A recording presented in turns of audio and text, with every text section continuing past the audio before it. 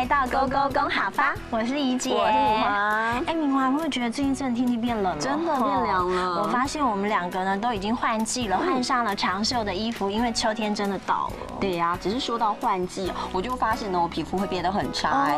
你看，像现在就会脱皮啊，有的时候会发痒的，还会长痘子，因为我是敏感性的肌肤。只是你知道吗？到底要怎么样保养才对啊？其实如果是敏感性皮肤的话，一定要听皮肤科医师的建议哦，用清水洗脸就可以了。洗脸呢就叫做洗面，洗脸叫洗面。那你刚刚说了，洗面用清水就可以干净了，干净怎么说呢？干净叫做呛哩，干净叫呛哩。那其实呢要注意的就是在洗脸的时候，毛巾很重要了。那毛巾要怎么说呢？棉趴，棉趴就是毛巾了。那我们要教大家的是呢，洗脸用的毛巾要干净。这句话要怎么讲呢？这句话要教给大家的是洗面跟棉趴爱呛哩，洗面跟棉趴爱呛哩。今天勾勾公好发要教给大家怎么样正确洗脸哦。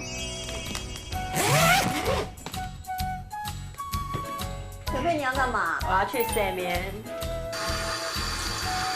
我觉得我最近啊，因为换季的关系，皮肤好差，最近还长痘痘哎，我还特别去看了皮肤科医生。那医生有说什么吗？医生说啊，洗面很重要哦。像你现在在洗面啊，就要注意哦，像是棉趴一定要特别呛哩。另外呢，也要慎选哦，像是清洁用品的部分都要小心慎选。哦，我平常皮肤不舒服的时候，我也都会用清水洗脸。对呀，而且医生就提到了，在保养的时候要特别小心，不能使用呢致痘性的产品。另外啊，成分要很单纯，这样才不会让皮肤再受到刺激。